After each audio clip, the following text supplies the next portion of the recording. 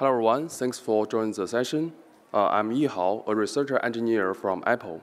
Together with Haocheng, we would like to do an overview about how we leverage Ray to build a flexible and scalable machine learning framework. Let me start with the motivation behind this effort. Internally, there are thousands of machine learning developers collaborate to build machine learning-powered features. The machine learning use case span a wide range, from traditional ranking model and search embedding to large language model pre-training, post-training, reinforcement learning, and agentic system. However, in the modern machine learning workflow, infrastructure is common fragmented. We have multiple cloud providers, data platforms, compute system, and orchestration tools. Each layer introduces its own environment, APIs, and dependencies, forcing researchers like me to switch the context to complete an end-to-end workflow. For example, when we do the feature engineering, we might use a tool like Spark for the large-scale data processing in a JVM-based environment within the CPU cluster. When we do the model training, we commonly use a tool like PyTorch or TensorFlow on a C++-based environment within a GPU cluster or TPU cluster. When we do the model deployment and evaluation, we have to depend on a separate system with limited integration. Internally, we are using Java or Go-based system for the large-scale model deployment. This fragmentation creates friction, slows down the iteration, add on extra learning curve, and reduce the resource efficiency, especially for the GPU workload. It also makes it pretty difficult to quick transition the researcher prototyping into production-ready system. Our vision is very simple. We would like to empower machine learning researcher and engineer like me to focus on modeling and innovation rather than the infrastructure. We want to have a unified framework that builds on existing open source framework and makes them production ready. We would like to keep the native developer experience so users can keep using their familiar API and build capability based on them. We would like to simplify the distribution and large-scale training, abstracting away the complexity in the infrastructure, such as the cluster configuration and model parallelism. We would like to enable the seamless across machine learning workload, connecting data processing, model training, evaluation, and deployment into a single end-to-end workflow. In short, we want a machine learning developer focus their core modeling code and run it anywhere at running scale. Under this vision, we built the unified framework ESA. It is flexible and scalable that can support both standard and advanced machine learning development, from traditional deep learning model training to billion-scale pre-training and complex reinforcement learning patterns. Now, let's jump into its architecture. At the bottom layer, the framework needs to enable users to run their training job across internal cloud, third-party clouds, internal Kubernetes-based computer system, and Ray-backed computer system. Our goal is to allow users to run the same piece of code across different infrastructure without any modification, make ESA truly infrastructure agnostic. Above the infrastructure layer, we selected a set of essential capabilities to form the foundation of the framework. We pick PyTorch and Hugging Face for the core training, DeepSpeed FSDP and Torch distributed for the large-scale model parallelism, Hugging Face TRL and Verifier for reinforcement learning, Light Eval for the language model evaluation. In addition, we also integrate ESA with internal experiment tracking tools, Ray Data for the large-scale data processing, Airflow 3 for the orchestration, and Open Lineage for the governance and lineage tracking. With this core capability, ESA provides two primary interfaces for users. The first interface is for the standard machine learning developer that focuses on classic deep learning model training or large language model post-training, such as the supervised fine-tuning workload. The main interface we provide are PyTorch and Accelerate. User can leverage data parallelism, FSDP data parallelism, or full-sharding data parallelism and DeepSpeed to scale the job up. Then user consider about 70% of total users across our platform. Second interface is targeted the advanced machine learning developer, focused on large-scale pre-training or reinforcement learning.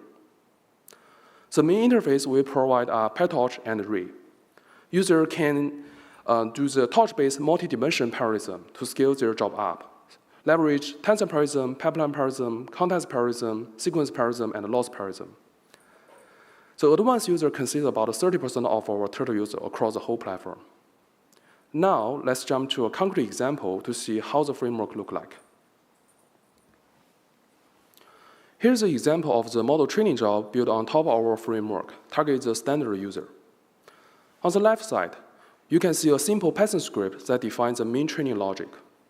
On the right side, there's a configuration file that specifies the training parameter, resource requirement, and the distribution setting for the job. In this example, we are training a BERT model using native PyTorch and Hugging Face. All the training logic is defined in the interface function of the base class. There's no additional wrapper, as we hope to keep the interface as simple as a notebook script. We intended to keep it in this way, not only to reduce the learning curve, but also want to avoid the framework itself became a flexibility bottleneck when users want to customize or build their new capability. The framework only introduced two functions in this example. The first one is a util function to load the config file, or to load the configuration from the config file into the job as a Python dictionary. Second one is a data loader, have to read the data set directly from our internal object store with a global cache.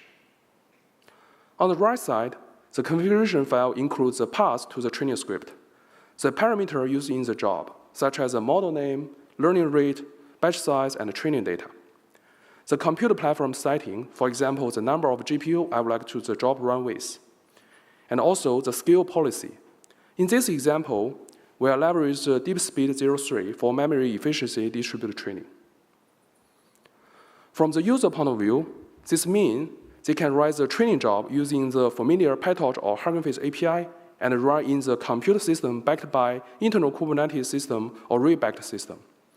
They can run the same code locally on the internal cloud or third-party cloud without any modification. The training will auto-scale based on the model parallelism policy, so users don't need to make any change when the infer, such as the number of GPU change. This allows developers to focus purely on the modeling logic and experimentation, while the framework will take care of the infrastructure orchestration, resources scaling, and model parallelism behind the scenes. The second example targets the advanced users that train large-scale models, such as the billion-scale foundation model pre-training. There are two main differences compared to the previous example. First, to support massive scale distributed training, we develop a torch-based multi-dimension parallelism framework. This allows users to apply different types of the parallelism, such as the data parallelism, tensor parallelism, and pipeline parallelism, to their model as need. Secondly, we explicitly expose the array interface, enable users to leverage the array's flexibility for more advanced operation. For example, users can use reactor to host the inference model during reinforced learning or to do the hyperparameter search. On the right side of the example, you can see how users can configure the parallelism strategy. In this example, the tensor parallelism dimension are set to 8, pipeline parallelism dimension are set to 4. For the parallelism policy, we choose one example in the model policy zone. We'll tell the framework how to shard model, how to shard each model's dimension, how to shard models each layer across parallelism dimension. The FSDP is set to auto, so the framework auto-tune it based on the number of the GPUs available.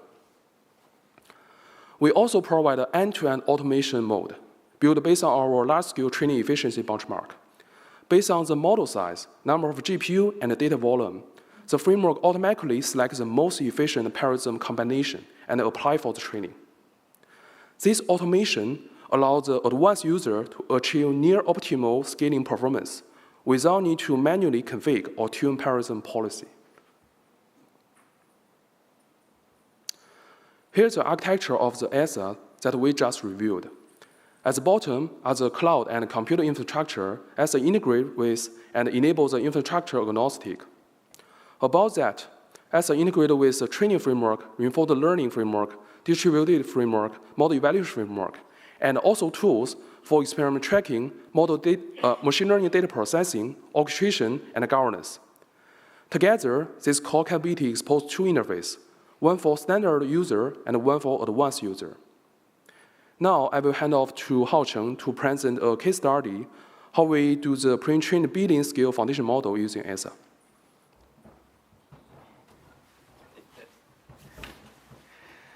All right. Hi, everyone. I'm Haocheng.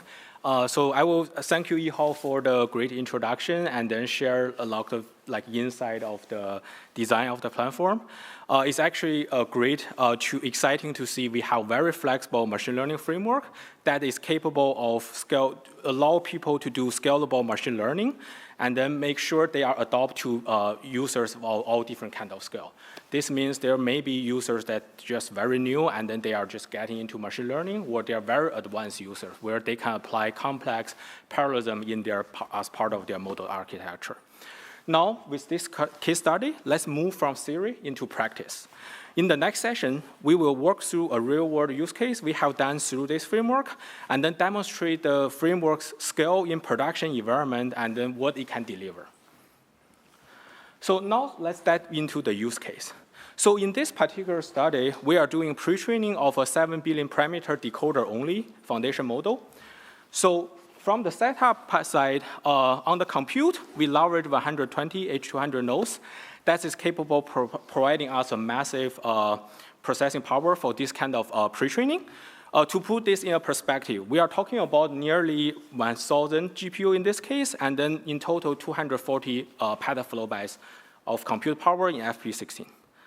So in this particular case, we are using sequence longs with 4,098 tokens each, and then we are training roughly on about 1 trillion tokens, and that's roughly mapped to 750 billion of words. All the data are managed through our internal object store to ensure the high throughput data access across our distributed infrastructure. For the actual parallel strategy, obviously you can experiment with many different ways. But for this way, we implement, for this particular case, we implement the 3-dimensional parallel strategy for our experiment. First, we applied 60 ways splitting with FSDP on the data dimension. After that, we also apply 4-way model splitting within the individual layer with tensor parallelism, as you may be familiar with, and then 4-way splitting across model layer with something called pipeline parallelism. It's worth to point out that our users do not need to manually orchestrate this complex parallelism together with the infrastructure setup. The ML framework built together with Ray handle the distribution coordination, fault tolerance, and resource management automatically, allowing our team, or especially ML engineer or researchers like Yihao, to focus on model architecture and the training dynamic other than the infrastructure complexity. This demonstrates how the framework scale from single GPU experiment to sort of large-scale foundation model training with the same API. Okay. Before we cover the actual result, here are some other setup I want to mention. First, as we sort of already mentioned a couple times before, we built this PyTorch-based n-dimensional parallelism that gave us seamless integration with the broader PyTorch ecosystem, and of course, together with Ray, ensuring that we are compatible with existing tools and OSS libraries. This is sort of the core of the framework we built on top of Ray to enable such training at scale, and also simple API for most developers. And obviously, I want to mention that for more advanced developer, you can always tweak everything yourself. Another thing we have enabled is actually activation checkpointing. Well, just in case you are not familiar with this technique, activation checkpointing is a sort of a memory optimization strategy that sort of trade off memory for compute. So instead of storing all the intermediate activations in GPU memory during the sort of training step, you can recompute the intermediate activation during the backward propagation, whenever sort of on demand. So in our experience, why we need this? activation memory often becomes the dominant factor in GPU memory usage, especially after you apply a technique like FSDP, maybe TP or pipeline parallelism.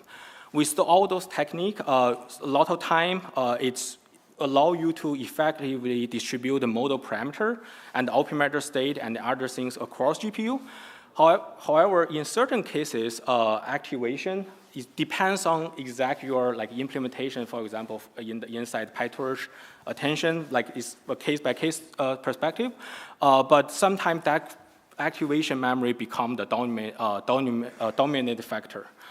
So we do enable the option to enable this activation checkpointing, or sometimes it's referred as gradient checkpointing, to allow that better memory authorized training, so that we can either train larger model that bypass any single GPU memory constraint, or improve the training efficiency by increasing the batch size. So obviously, on top of training, on top of activation checkpointing, we also enabled options for machine learning engineer to configure sort of mixed precision training, which can further improve the compute and the memory efficiency.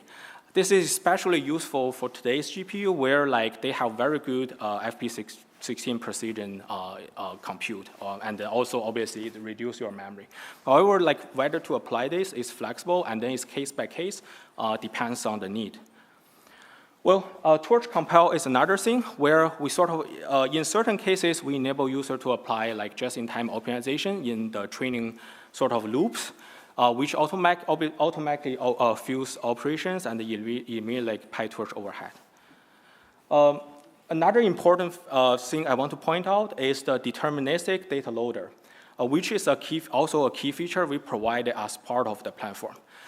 Such data loader actually allowed us to give a more reproducible and debuggable training to allow more manageable, to make debugging and the reproducibility easier in a distributed system setup. Also, it's worth to mention that this sort of determined data loader is very important to us to enable the next feature we have is the checkpointing and the recovery. Because the data loader is deterministic, now you can do mid-epoch resumption, because you can basically make sure you recover both the model state and then the data loader state. So, well, as I said, checkpointing and the recovery mechanism is another feature, allow us to automatically save the model state and the data loader state based on the step progress, which we also have a higher orchestration layer, allow us to automatically resume the training during either hardware failure, or in the case just the training is running on a low priority tier which may got preempted. You can automatically recover from such preemption and then continue the training. And then as we show, just one more thing, as we show on the right side, this training in particular will take at least weeks, if not more than that. Such capability also allow us to automatically recover from any hardware failure or unexpected issues. Make sure things are automatically recovered. And obviously, this is with help of both the on the library side, on the RAID side, and also underlying infrastructure to auto resume the job or auto retry the training job when needed. Now, let's get into the result. So for this particular use case, we are able to achieve roughly 1,400 tokens per second per GPU for this 70 billion parameter model training. So this is across our roughly 1,000 GPU setup. We achieve 1.3 million tokens per second in the training process. To get a little bit more detail on the compute side, so in this experiment, each token roughly, in our estimation, require 0.42 teraflops. If we map those into GPUs, we are roughly achieving close to, I would say, 800 teraflops per GPU. And then the training, as we have described, will take about 10 days. Again, I just want to re-emphasize the core topic I think Yihao have been sharing. So from a developer perspective, launching this training job requires sort of same API with different configurations. We was together with the library integration and then the array integration, obviously the infrastructure integration behind the scenes, we are able to abstract a lot of complexity out from the machine learning engineer or researchers, which sort of truly demonstrate sort of, I think maybe we also show this in the keynote about like this whole new layer of stack that enable you to do efficient machine learning or AI workload at scale. Okay, I think this is everything we have for today. So really appreciate your time. Now, if you have any questions, please feel free to let us know.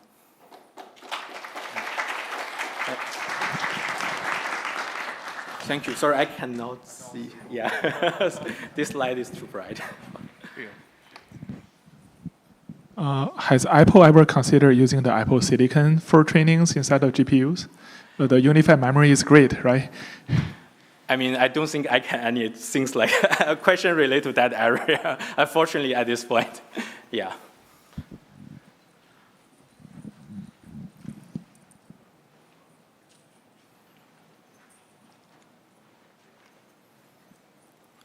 Okay, looks like we are good. Yeah. Well, we will try to make it happen, but there's nothing we can promise at this point. It's a long process for us usually. Yeah. Yes, please go ahead.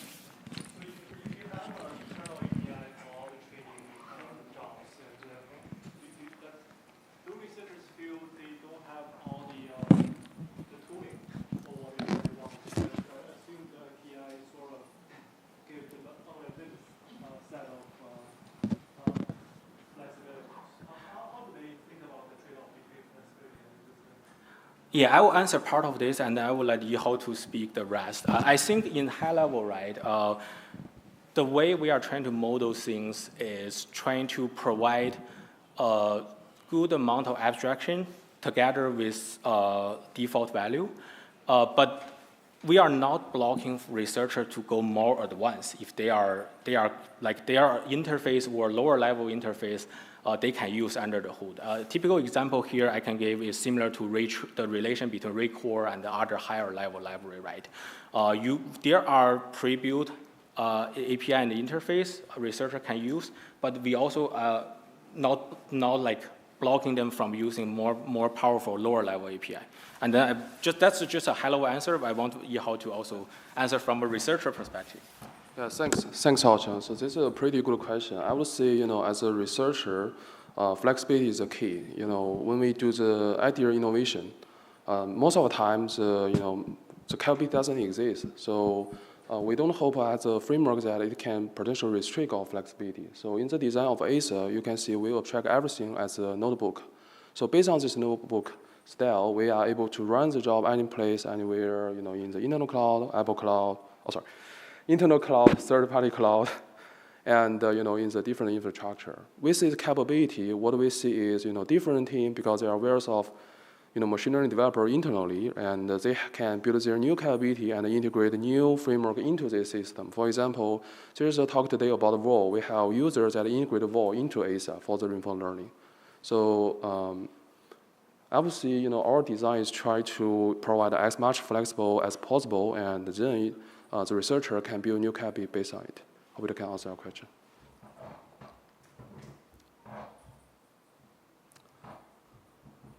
Any more questions?